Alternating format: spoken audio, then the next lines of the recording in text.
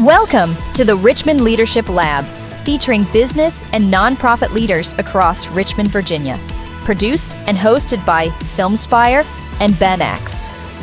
Well, welcome to the first episode. Thank you. Number 1 I know. of Richmond Leadership I am Lab. so honored that you thought to include me in the You are inaugural our first choice. Number one. Oh. We were 1 for 1. And you know how good many for times you. that happens in life? You Yeah. go 1 for 1. Yeah, well. Not many. I also didn't have to parallel park today, so I told Taylor I'm going to have to play the lottery tonight. There you go. Yeah. Win-win. So we have one of my good friends, Mindy Flanigan. I would call her a good friend after the last few years. And she is the founder and chief inspiration officer Yep. at Inspiring HR. And so we are thrilled to have her. Thank the you. First. I appreciate it. Welcome to the show. Very happy to be here. Yeah. Absolutely.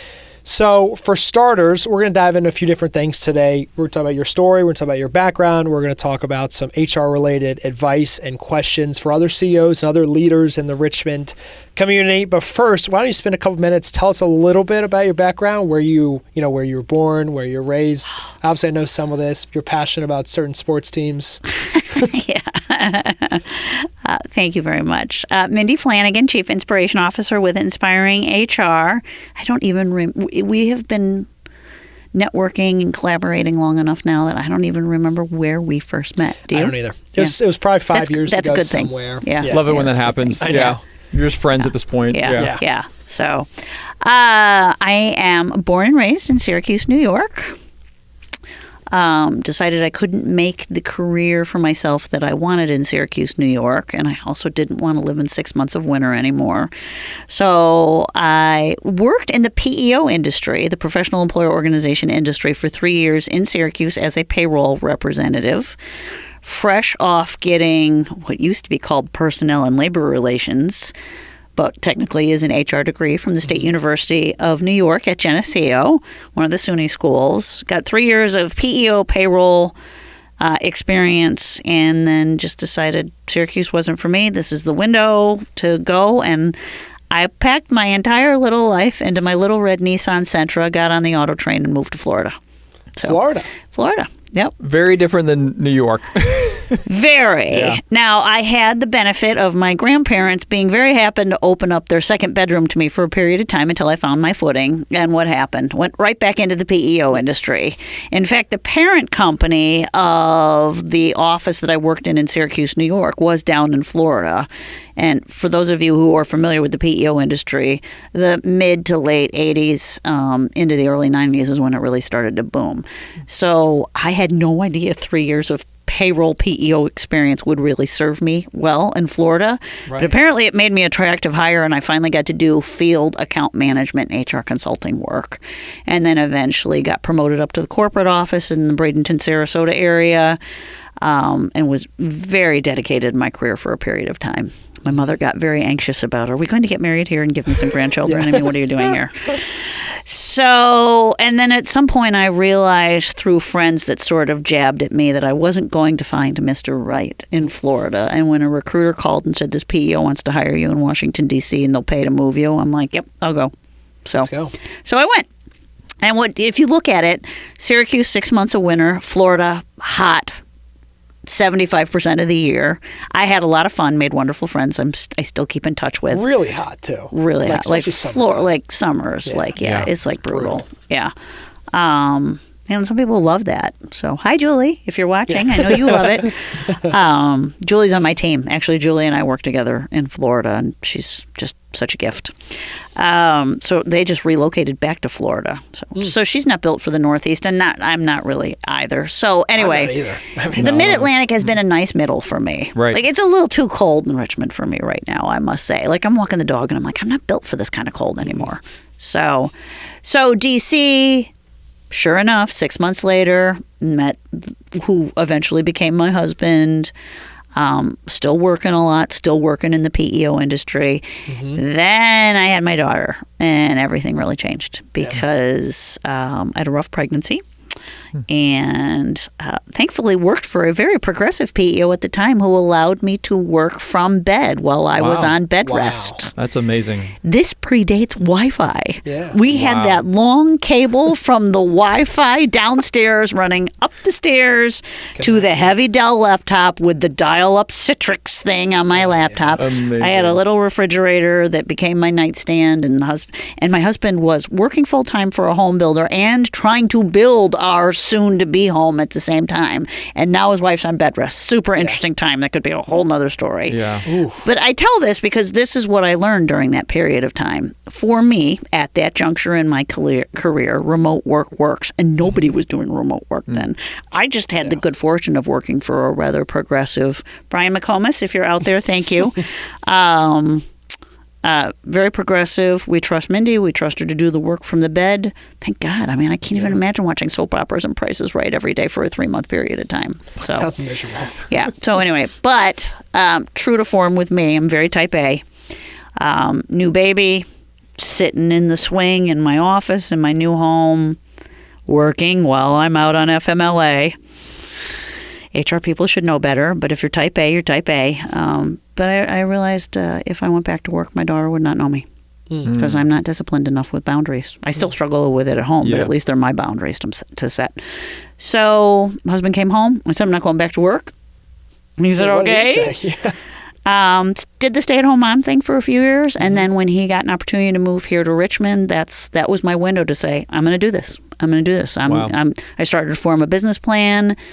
I did the networking thing for a couple years from 2007 to 2009 once we moved here. Interesting time to move. Yeah. And that's when the home building industry crashed. Right, Which was yeah. I could tell you all kinds of stories. Like my husband and I love simple, yet we've somehow managed to navigate ourselves into complicated more than I'd like. Right, yeah. But anyway, I started Inspiring HR in 2007. Took no money out of it for the years that we grew it from 2007 to 2009. Made my first hire in 2011 merely because I wanted to go on vacation. And never looked back. And now here we are. Wow. Yeah. That's my story. Yeah. Bill, you asked about Syracuse. Yes, I love. I was about to ask how passionate you are. Still love Syracuse and still love me some Syracuse sports, even though the basketball team usually is my heart and passion. But they are struggling right now, yet the football team is flourishing. Yeah, so they this are. has been an interesting. Yeah, that one against There you Miami go. was huge. Yeah. Thank you, Yes. Fran Brown. Oh. So You guys might make a run though. March Madness. no. Not this year. No. Okay. No. I'm really pulling for Adrian Autry to succeed. But, everyone complained about Jim Boeheim until he retired. And I'm like, we're going to have to give him some time. And basketball's different now than it was. These portals have changed college sports a lot. Completely. So, In each sport too. Yeah.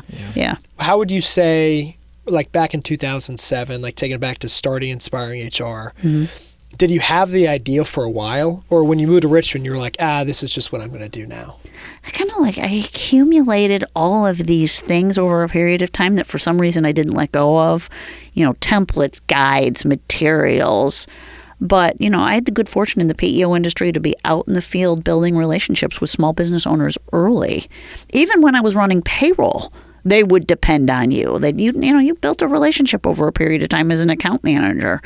And when you're a small business owner and you're trying to one-stop shop away, payroll tax management, benefits, HR, work comp, risk management. I mean, this is what PEOs are supposed to do.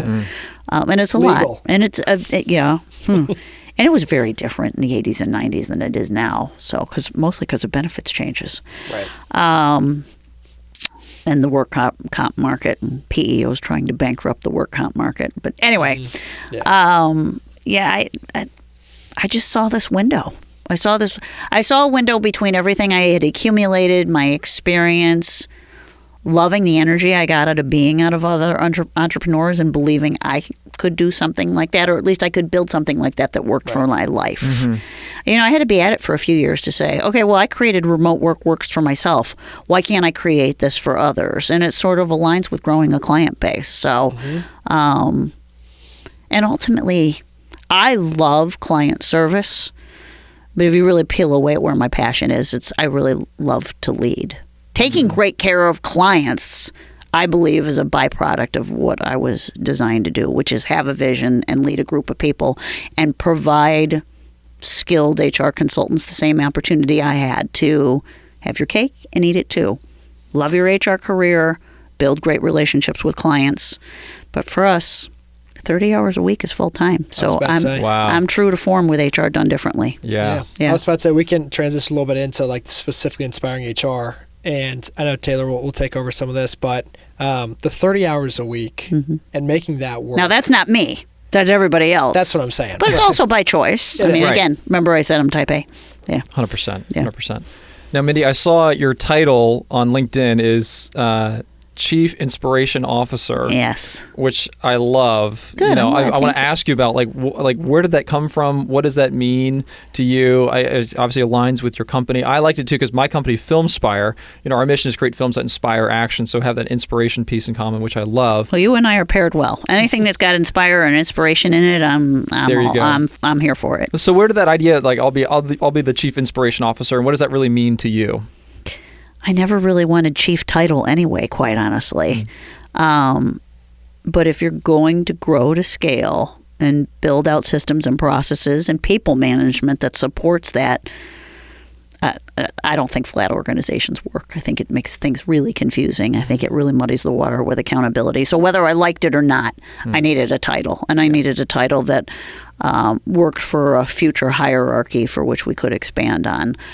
So I kept the chief, but I didn't want executive. So we're inspiring HR. I want to inspire people to do great work. I want to inspire clients that, are thinking they might need HR, and I'd like to inspire them to want HR.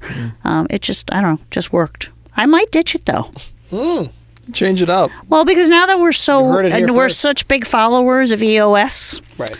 If you really look at the seat I now fill, it's the visionary. Right. So if I were to pivot, it would be CVO and not CIO. And the only reason I kind of do that is I really don't want to ditch CIO, but a lot of other people have CIO titles. Chief Information Officer is what, and that's, I am not an IT person. I know enough to be able to function, but I would never put any kind of formal IT-like or tech title on my job description. So I don't know, we'll see. Yeah. But like my marketing person always says, if it's working, leave it alone. So if it ain't broke, don't fix it. I had a baseball coach when I was 8. He beat that in my head. He said, "Look, son, if it ain't broke, don't fix it." Yeah, right. Keep it simple, stupid. You keep fine tuning it, though. Yeah, right. But again, I still am. I'm trying to take my team, our team, increasingly on a journey of embracing this EOS business planning, business process system that I have really come to depend on. That honestly just has made me a better business owner and a leader. So if we do that, now that we've hired what's called a fractional integrator and dial more into EOS, it might make sense for me to switch to CVO. But either way, my job of inspiring and motivating people and trickling that down across our country, company in a way that... And country. Yeah. I don't know if I could tackle this country. But my company, trickling that down positively to team members, to support partners, to vendors, that outwardly spreads to great experiences for our client. I mean, that's my responsibility. Yeah, I love that. Now, and you've been in business for several years at this point. I'm sure there have been great times and harder times, but I'd love to know, what is one of the biggest challenges you've faced as a CEO, throughout your years of experience, and really, what did you kind of glean from that, learn from that experience? I didn't know how to manage my books properly. So, okay, tell us about that. Well, what's interesting, and when I say properly, the books have always been fine. We've been fortunate to always be cash positive, and we've had years where we've had really good health. We've had healthy margins, and we've had years that we've had thinner margins than I'd like, but we've never been in the red. The equity's all mine, and we don't have any debt, which some people are just floored Baffled about. Yeah, but. And I had the good fortune of not having to take out a loan to start this. Right. Yeah. I had the good fortune of my husband having a very lucrative career for a period of time that allowed me that 2 to 3 year cushion to just for everything I made, I put it back into the business. And then I had that before we hired. That's so amazing. That's not for everybody. You know, it's funny. Some people ask me like, "Oh, how long till you drew a check?" And I'm like, "It's 2 years." And they're like, because some people get started and they're like, "I need my pay made whole within 90 days." And I'm like, I get it, but then you're probably going to need a loan or an investor or somebody. So, or just don't business right now. But what I've always pushed myself is to better understand the numbers so that I was making informed budgeting and forecasting decisions. And that's where my involvement in first a private CEO group and now a group that's associated with the Virginia Council of CEOs has really helped me. Because I went on this long journey of working with different bookkeepers and CPAs, and quite frankly, so many of them are like, you don't need to ask those questions. Just give me all your receipts and I'll tell you whether or not you have money at the end of the year. And I'm like, that's not good enough for me.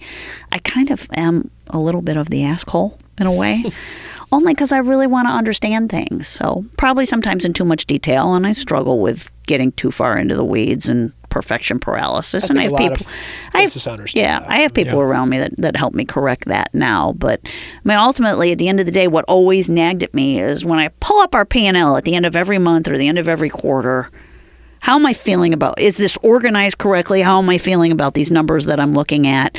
And then, you know, that pull of leading and lagging indicators. I mean, it's part of maturing as a business leader to make these informed decisions. But that's been the most interesting journey for me. So a lot of the leadership stuff, I'm not perfect at it, but I feel like a lot of it's instinctive from things that I learned up to the point that I owned a company. But it has been, ask my family. I mean, if I say QuickBooks Online at the dinner table, they're out the room. Like they just don't want to hear it anymore. I've heard enough, Mom. Yeah. Exactly. And now I have a fractional integrator that's like, okay, enough is enough. You need a fractional bookkeeping service. And I just made a decision to move on that as of February the 1st. But that's great. But I wouldn't hand it over until I actually had some semblance of what I wanted out of these QuickBooks reports. And I understood how I wanted to invoice clients and what I wanted reporting to look like. And I could trust somebody to handle our bank feeds and categorize things properly. Nothing drives me more crazy than somebody that has their hands in our books. And instead of asking me where something goes, we just dump it into a general sales category or a general expense category. And I'm like, no. We actually use these expense categories and we make sales projections based on our client type. So I'm a little particular. That's great. It's really tough too when a lot of the data that you gather financially is like the past 12 months or the past quarter. Right. And I know I'm talking a fractional CFO's language right now, but very few. It's very difficult as a business owner a lot of times, as you know, to like accurately project and accurately like model what the next 3, 6, 12 months, you know. So what was helpful for me, and I'll credit EOS for this, is when you follow the EOS system, yes, it's, you know, what's your 10-year vision, your 3-year target, and your 1-year plan. I might have gotten that wrong. Courtney, if I got that wrong, I'm sorry. But the point is, if you're proactively planning and at least getting the 1-year planning down correctly, we got to a point that our books, and we had enough traction going and we were organized enough and we had defined our marketing and sales process enough to make some reasonable next year's sales projections, total revenue projections, and we analyzed capacity, and all of this was not solved overnight. I'm talking about years of conversations of getting comfortable with who's your CPA and what are you using to business plan and plan ahead and motivate people to hit goals. That we just, you know, like we said, 10% revenue growth is what we want next year based on what we've learned to date. So October 1st, we said we're sticking with 10% for 2025. Where are we likely to land this year?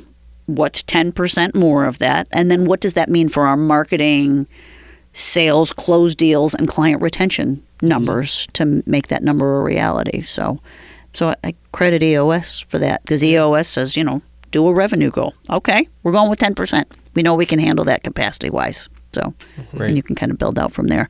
But we also have goals for managing gross margin, you know, because we're professional services. You know, it's mostly billable time. But what can we live with in terms of unbillable time? So we have targets for that and gross margin. And where does the best thing I've learned is where does the CEO, me, where's my pay belong? on the P&L. I'm not doing client service anymore. Where is that supposed to go? What should my marketing budget be? Yeah. And so all this just took some thought and research and organization. So, yeah. Great question. It's a process. Great answer. Similar question, but greatest success you feel like you've had, or something that was a big milestone that you guys accomplished, or a big victory you guys had for yourself, for your team, and really what did you kind of glean and learn from that experience as well? Hitting $1 million. Amazing. Yeah. You buy lottery tickets after that or something? How do you No. Well, the funny story behind that is we had wanted the $1 million for a while. So, but I don't want the $1 million in a way that it burned anybody out. Right. So it's that push and pull of I'm impatient, I'm hungry for growth, but I also care about my team, and I don't want client service or team culture to suffer. So sometimes slow and steady, again, wins the race. But at the end of I'm going to try to figure this out, at the end of 2023? What year are we in? 25. Might have been end of 2022. No, it was end of 2022. Wanted to hit the $1 million. Told everybody at the retreat, we hit the $1 million, everybody gets a $1,000 bonus. Oh. And then I could join the Council of CEOs. Yeah. Where'd we land at the end of 2022? Anyone care to take a guess? 995. Close, 997. Yeah. Wow. Well, it's so funny. Somebody's like, that's $1 million. I'm like, no, it's not. Yeah. So it wasn't long after that. By February of 2024, we had 12 consecutive months of $1 million, and we haven't looked back since. So, but that was, it was like, that number that keeps evading you, and you finally hit it. Yeah. It was great. So, yeah. What did that feel like? Oh, God, I thought we celebrate. It was like kind of the same as like the Notre Dame winning last night. They celebrated last night, right? Which I was rooting for Penn State, honestly, but I'm happy for Notre Dame. But it's kind of the same as the coach is like, okay, we're going to celebrate tonight, but then it's on to the next thing. Start tomorrow. So it's kind of like that. Yeah. Yeah. But it's a culmination of like so many years Yeah. of work. I feel like that's probably what's most rewarding was like, it wasn't like, and I feel like that's what people get wrong a lot of times about like business owners, CEOs, or what, like whoever it might be. These false finish lines? Correct. Yeah. It's just like, within 2 years or within 3, but it's like a lot of times it's so many years. And like looking back on, you're probably like when you hit the $1 million, I would imagine, just like looking back on the last like decade of just like hard work and been like. Well, that's what's so sobering sometimes. Like we've been in QuickBooks long enough now that I'm like, I keep these pending folders or don't forget about these things eventually folders all over my desk. And at the last week in December, I'm like, I'm going to go through this stuff. And I started pulling out folders where I had bothered to print like our P&L from like 2015 and 2016. And I'm like, oh, how quaint. How quaint. But it does make you stop and reflect sometimes that particularly if you're having like a tough time, like we only grew 4% in 2024. And that made me sad because we wanted to grow at 10. But if you look collectively at how far we've grown from 2015 in particular to present, I'm proud of it. Yeah. I really am proud of it. That's great. And we're a far more informed business now than we were then in terms of where are we spending our time and our dollars. And probably just the value you give clients. Yeah, far more defined on that. And really proud of how we've landed on, the value we want to land for our clients. And a specific lane, not trying to be everything to everyone. Yeah, which is something I'm proud of. How for that question, that statement, how did you get to that conclusion? How did you get to that conclusion that we can't be all things to everyone, things like that? Like, what was that process like for you to learn that? I apply a lot to inspiring HR, right or wrong, based on my own experiences as a consumer. And it could be what I learned from the PEO industry because I've been in the PEO industry or affiliated with the PEO industry long enough to watch some PEOs and the PEO sales team try to be everything to everyone, and it ends up in a lousy client experience. And because I've always been on the service and operations side of the PEO business, as much as I love spending time around these salespeople, I've always been more on the operations and sales side and forever trying to get sales and operations and service to play nice in the same sandbox. But I just watch you try and be everything to everyone. It doesn't give your sales team specific messaging. You don't end up in good client outcomes. And for all that time you spend on marketing and sales, you got a client angry at you for not being able to live up to the promises made during the sales process. Now you've lost them as somebody that potentially could refer you more business in the future. And you've also, it's like employee turnover. Client turnover in the first year of service is expensive. So I just, and I, as a consumer, I've also dealt with plenty of companies like, oh, we can do this, we can do this, and we can do that. And I'm like, so basically it's no one's good at anything and it's completely diluted. I mean, so I worry about that as a consumer, and I applied it internally to my own practice as well. We'll be right back after this short message. Are employee benefits a headache for your company? At BenX, we simplify benefits so you can focus on growing your business.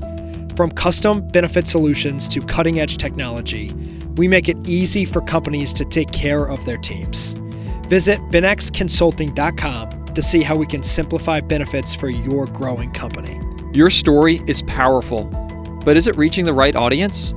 At FilmSpire, we create compelling videos and provide marketing strategies to make sure they drive real results. From crafting your message to amplifying it, we help you connect with your audience like never before.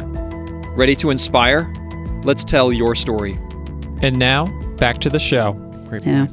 Well, last question I kind of had, I know for me, that was kind of on my list. I think you answered one of them already, but I'll move on to just kind of like talking about the HR landscape as a whole in, the industry, specifically around Richmond, because we're in Richmond and things like that. Do you kind of have a sense in terms of what the landscape is like for the HR industry in kind of the Richmond area? Well, is it just me, or I feel like Richmond is like, and I know Chesterfield County is exploding right now, but I think Richmond is really exploding. Yeah, I agree. Yeah, I think it's... I think on multiple fronts.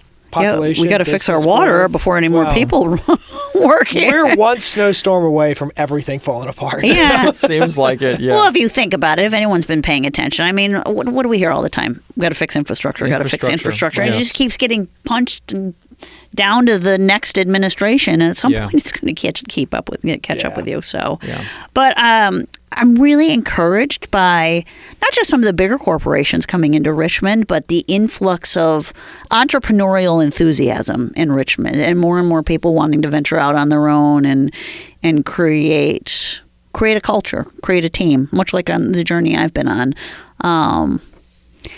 It's interesting just in America as a whole. We love our corporations, but by and large, they don't provide a great employee experience. And if you're not providing a great employee experience, how are you taking great care of your customers? And I say this only because going back to corporate America would never be for me, because I've found such a passion in being able to create a great culture for my small organization, for which I do know this. It's a great experience for our clients if we've done marketing and sales correctly and found the right fit for our lane of services.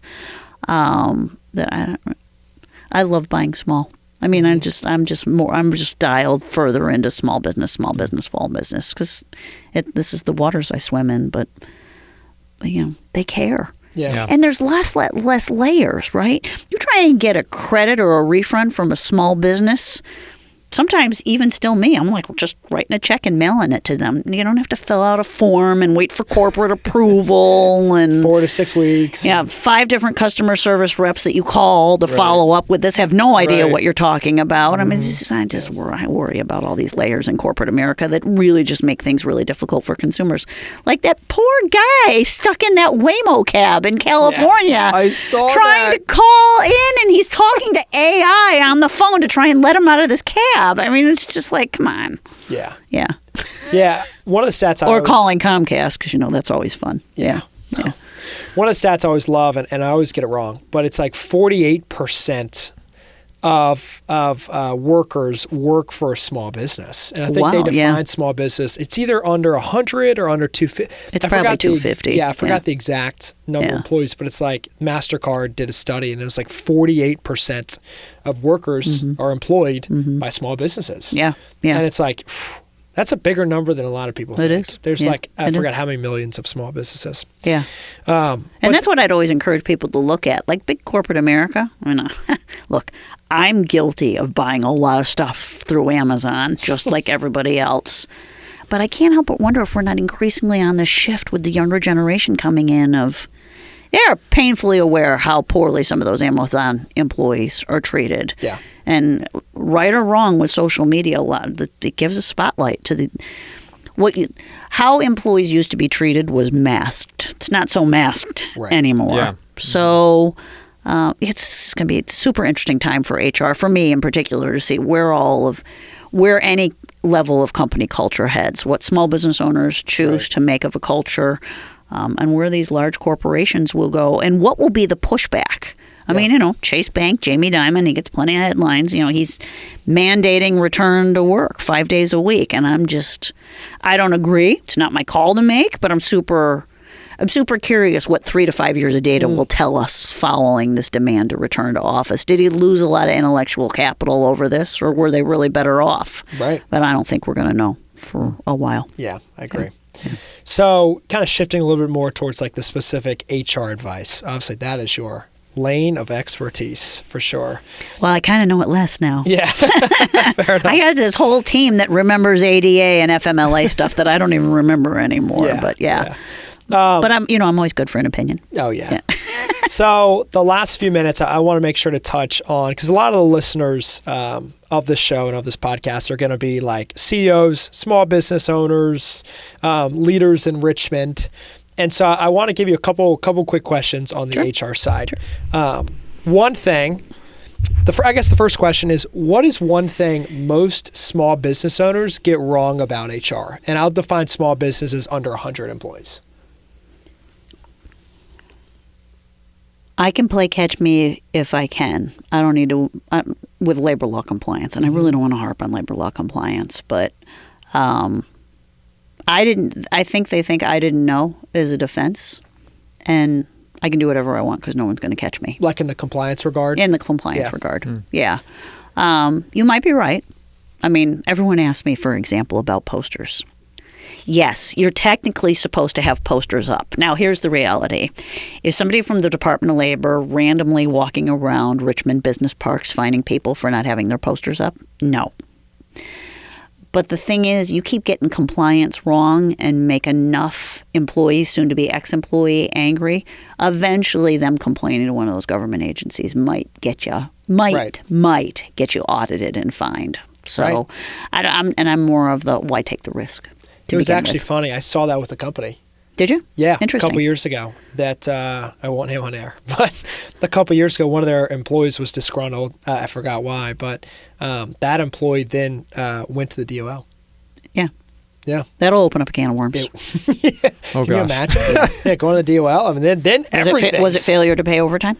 Do you remember? Because that's what the DOL wants. They want to hear failure to pay overtime, and now I'm going to go look at your books for the last 3 years and see who else you failed to pay. But that can get expensive. Like you said, that's the big thing, because the second employee goes, it's not like this one little tiny situation. Like, they're going to look at everything. Yeah. Right? Yeah. So, anyways. So to that regard, and I really don't want to focus on compliance because following labor laws and following compliance standards, it's a bummer. I get it. And I know everyone. It's funny. I was in a room the other day doing a training. I think it was in Blackstone. And I always have this fun little question. Which state has the most employment regulations? And it's like, you got to choose from 4. Everybody in the room said Virginia. And I'm like, not even close. Like California and New York come first. Yeah. But still, I mean, regulations, sometimes unnecessary, can be burdensome. But we also have to remember, at the heart of a lot of regulations that aren't overreach, somebody was a jerk, or enough people was a jerk and missed making decisions that are on a human decency level. And then laws were passed. And unfortunately, then laws get passed by people who have never owned a small business, so they have no idea what kind of burden and cost that will be. But that's sort of the push and pull with compliance. Yeah. So, but it is a part. Like the tricky thing with compliance, or what we like to do, is we don't want to focus on compliance as much as we want to help you build out an HR infrastructure, a people management infrastructure, systems, policies, practices, leveraging technology that aligns with your culture, retains your top talent, and just happens to also comply with labor laws. So it's a little bit of an art more than science. Yeah, it's a full process. Yeah. It's like, it's like these things, but also the compliance is. The other thing they get wrong at a very basic level for our target client, look, just because you went and hired a controller or your spouse to, hey, run payroll for me. That doesn't make them skilled at HR. No controller is saying, oh, yeah, I'll do all your books. And by the way, I completely understand people management and modern day workplace practices. And benefits, right. Oh, yeah. Yeah. Or even how to renew the work comp policy, right? Yeah. Or what do I do about a workplace injury? I mean, there is a people management infrastructure for the sake of your own peace of mind, getting rid of those 3 a.m. thoughts and growing to scale, for which, I mean, it's worth the investment. Right. And I would say, and don't do the fluffy stuff first. A lot of people want, I need an employment law agreement and a fancy executive compensation study to hire a COO. Right? Which you probably do. Do you have job descriptions and handbooks? Like, it's just like, use job descriptions as a meaningful tool to guide who you hire and how you hold them accountable. And they don't need to be complicated and they don't need to be expensive.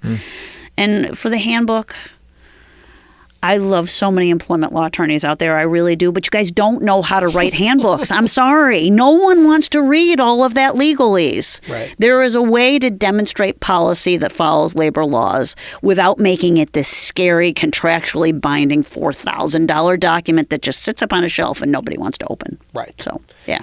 And employees sign the employee handbook. They don't even look through it. They just sign it. Right. Yeah. And that's I would rather here's our employee handbook. The first few pages are actually really worth reading. It'll reinforce a lot of the things you learned during interviewing. There's a welcome letter from the CEO.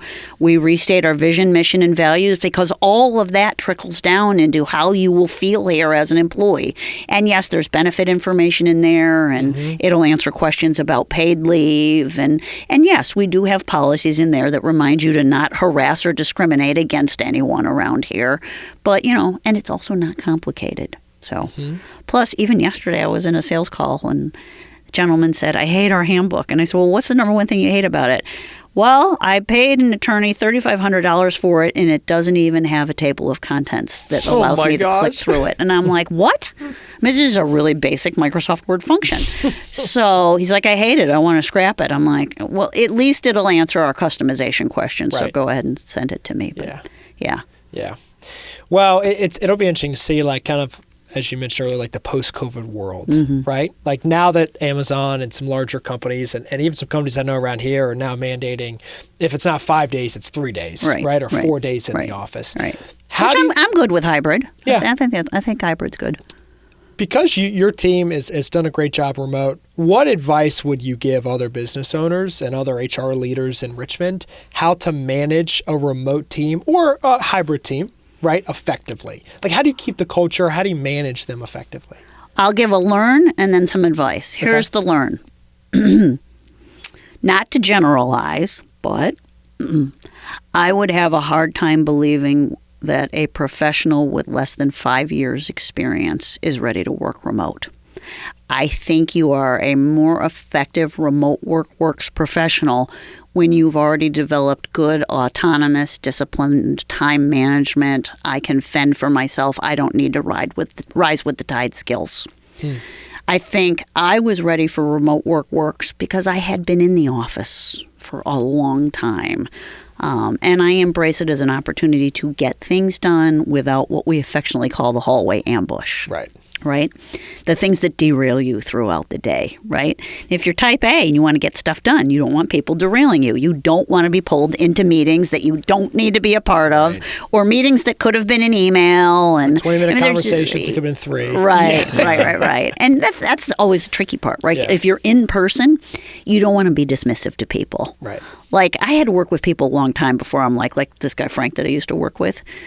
Learned so much from him, but by Friday afternoon, he wanted to talk. And I'm like, get the hell out of here. I don't want to work this weekend. Go. Yeah. I'll meet you later for a drink. So, Gotta love Frank. Which is funny. Yeah. And I was surrounded by a lot of Franks for a period of time. And I love that because they knew I like to talk sports and I want to have fun. Right. But I don't want to have so much fun that what could be a 35-hour week is now a 50-hour week because of all of these other wastes of time. But I had to experience all of that to be disciplined enough to say, this is what productive remote work looks like for me. And by the way, I can replicate this for other people. Well, even the training. right? Like I feel like that, like a new employee or younger employee or someone who's new to an industry, right? That is very difficult to do, I've seen remotely. I don't know. Yeah. No, I don't know. You don't think so? I think you can get lazy with training if everybody's in the office. Because I think when you say we're training new employees, it's easy to say, welcome, day one, here's your desk, here's the senior level employee that's going to shadow you for the next 2 weeks. Sit and take notes. And that's it. And we don't, it's phoned in. Not always, but it's kind of like we've relied on a long time before remote work that people learn through osmosis. I learned by listening in to how somebody else is answering the call, or I learned by sitting and watching how they're navigating the HRIS system or filling out paperwork or whatever. First of all, everyone's learning style is different, right? So we make it a point when we hire to try and understand someone's learning style. And then we have a very robust new employee onboarding checklist with multiple people involved throughout the first 30 days to do all of these things. But understanding someone's learning style and then accommodating that by saying, okay, when I screen share, you want to watch me or do you want to do it and I'll help you, right?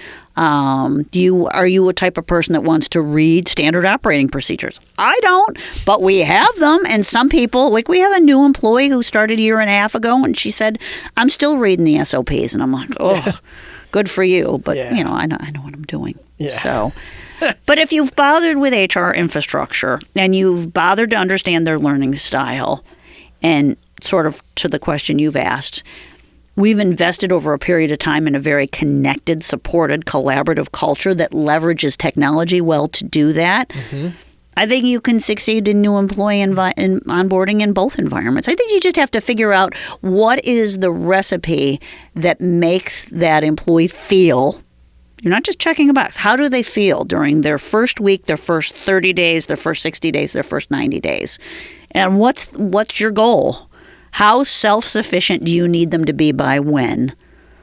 And how do you want them feeling about the company, the choice they made, and their onboarding experience to succeed in their role after that period of time? You think those things through and you figure out the resources, tools, and people you have around you to support that. Right. Yeah. It also just amazes me, like the amount of companies that don't look at HR, and you know, you're preaching to you, but the amount of companies that don't look as HR as like a long-term strategy. Well, it's definitely still looked at as a finish line. Correct. Yeah. Well, it's like what somebody once told me with the session I did with J.J. White, somebody in the room said, well, we let the controller do HR light. And the controller happened to be there, and he just smiled, and he's like, yeah, I can handle the HR light. And I'm like, well, what's HR light? And he's like, oh, well, the new employee onboarding module. I go into iSolved with Dominion Payroll, and I send them a link to fill out, their payroll information. And And I said, okay, transactional things have a finish line, right? But what about HR strategy? Are you planning on defining your values or changing them as a company in the next 12 months? Are you thinking about creating a brand new department? Like these conversations about aligning with your culture and how you're staffing and retaining talent, or you have the capacity and skill to handle your growth plans, that's not HR light. Right. I mean, those are strategic conversations. And if you don't have someone at the table who is skilled at people management, and it doesn't have to be necessarily an HR trained professional. I mean, we know what we're doing on our team, but there are some people out there who have given themselves an HR title, but it's merely because they were interested in HR. It's not because they have multiple years of experience in HR. I've seen people that I've had business owners admit to me, they were an office manager and they weren't great at it. So we just stuck them in HR because that was, instead of firing them, we just stuck them in HR. Right, because that's the lowest priority. Interesting. Right. But again, they're looking at it as transactional HR. They're not looking at strategic HR. And that's what's exciting in my industry right now is more and more businesses, particularly with emerging leaders, they're embracing See how important people are. Like even the U.S., right? Right people. Right seats. Like they have this whole wheel, and people is actually one of the six parts of the wheel. And yes, the pursuit of the right people in the right seats. So many things like go into the people arena, like you just said, right? The culture goes into it, the compensation goes into it, the way they feel goes into it. Are they appreciated? Like because turnover is a real thing. Oh yeah, and cost is a real thing. Right. Yeah. And it really stings when you lose. We sadly lost a 10-year employee to a competitor this past July. And, you know, for anybody that thinks we have it all figured out, we don't. We have experience in this. But again, these are people you're dealing with. It's not all that predictable all the time. But if you keep playing the infinite game and you keep fine-tuning your culture and you've put, in particular, the right leaders in place to challenge employees to continuously improve, but you're not making them feel like they're a number, they're an add value part of the recipe that makes the company work, then that's what we see as the worthwhile endeavors. And it's funny you mentioned the numbers thing, because you think about all different shapes and sizes, the types of clients we work with. Still to this day, this continues to resonate with me because lots of small businesses get some kind of private equity injection or angel funding or investment capital. Some kind of debt. Yeah, typically it's investment or debt. 3 times in the last 2 years, I've heard something along these lines. Or if I ask, why are you investing in HR now? We were told we couldn't get our next round of funding until we got HR because we've run out of friends and family to hire. So, yeah. There you go. Yeah. Now we need to actually hire. Yeah. We need job descriptions. We need... Right. Yeah. And we can get them on board with not being reluctant to it if we actually say, you know those job descriptions you see on occasion on LinkedIn? Yeah, that's not the way we do job descriptions. I mean, there's a compliance aspect to job descriptions for sure. Mm-hmm. But like when we say, okay, what are your values? Now let's translate those values into the necessary knowledge, skills, and abilities you need out of someone to succeed in this environment. Now we're looking at soft skills far more than technical expertise. And that's where the alignment with right people in the right seats comes in. So, yeah.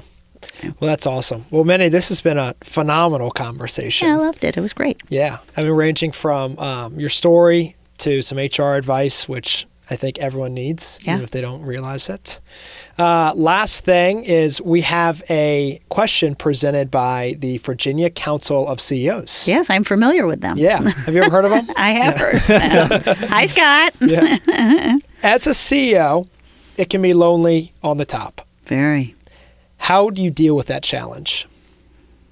I'll answer that by telling a story.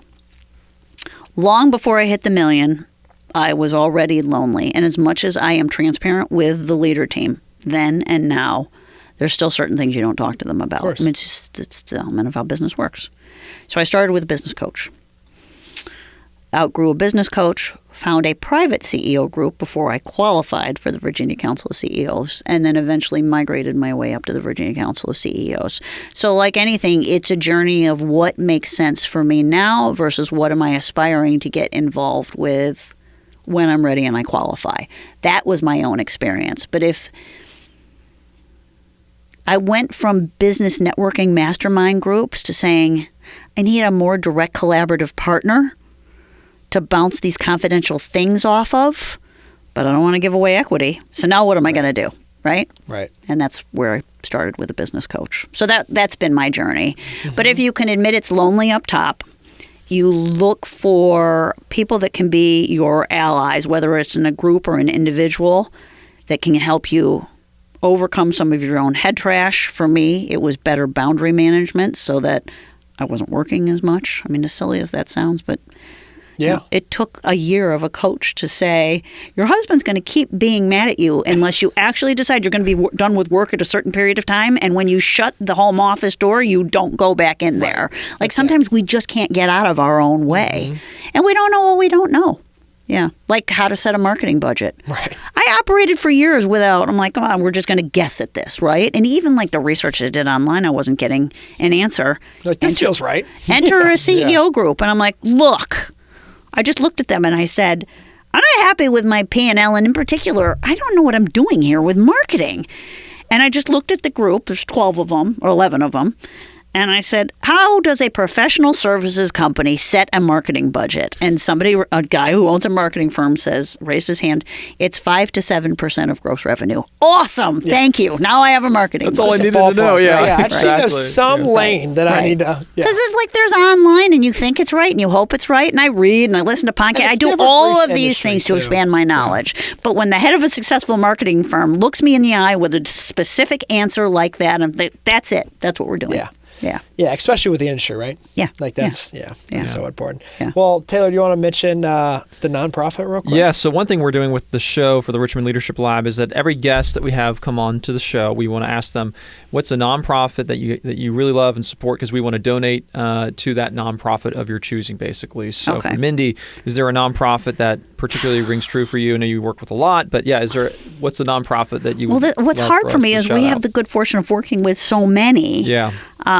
It would be really hard for me to choose, so I'm just going with the recency effect off the top of my head, particularly given the time of year, and I know people are struggling with housing, particularly people who are looking to get out of bad situations. Housing Family First would be who I'd love to see that donation go to. Beth Turnbull and team, they do a nice job there, and Will Melton, who's a friend of mine, is on their board, so that's my choice. Know them both. Great choice. Yep. You got it. Choice. We'll let them know. Absolutely. All right. Well, Very thank good. you so much. Thank you for having me, guys. I enjoyed it. Yeah, Great. really fun. Thank you, Mindy. Appreciate it. Thanks for coming. Yeah, you're welcome.